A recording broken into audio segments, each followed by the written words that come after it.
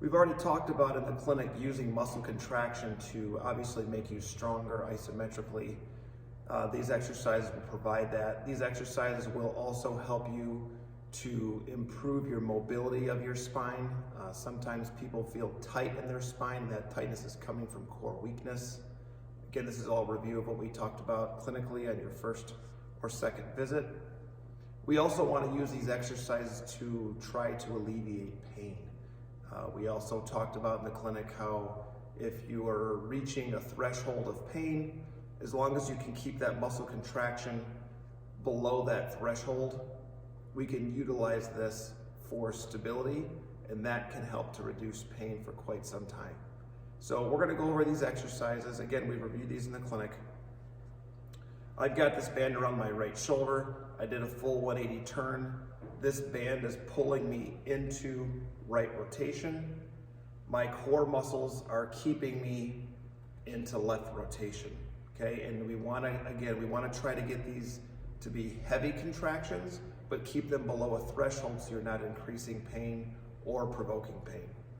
So we can hold all these holds. If we're doing something statically or isometrically, we're going to hold for 30 seconds.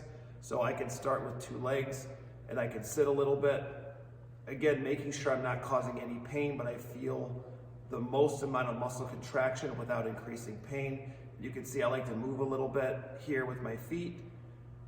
This here, I feel this on the right side of my spine, a little bit on my left, and I feel this in my hips. This is pretty easy. These contractions are held 30 seconds to 45 seconds, and we're gonna rest for about 15 to 30 seconds, repeat that 5 times. So this would be level 1. Level 2, I'm gonna stay right here, and I'm gonna plant my right leg in the ground, and now I'm gonna start moving my left leg back and forth this way. Again, this is really trying to pull me into right rotation, and I'm not allowing it. I'm gonna do 12 to 15 reaches backwards. I'm gonna do 12 to 15 reaches sideways. The purpose of this is to kick in some of those hip muscles that help me stabilize. And then I can switch legs. This will be a little bit tougher for you. Backwards, 12 to 15 times. And then we go sideways, 12 to 15 times. The next progression to this is just statically holding on one leg. I can go up nice and tall. I want to try to train barefoot. If I add shoes, it makes it a little bit easier. So I'd like to try to train barefoot.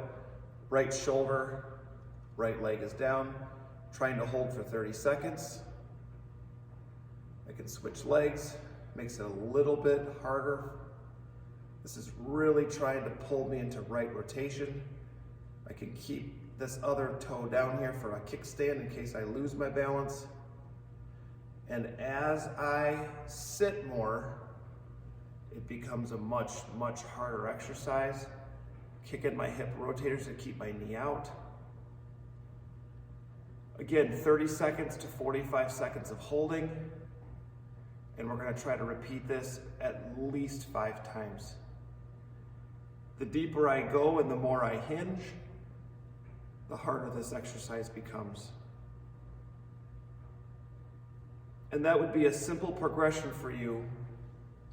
Always holding for 30 to 45 seconds, repeating 5 times, resting 15 to 30 seconds in between depending on how you feel.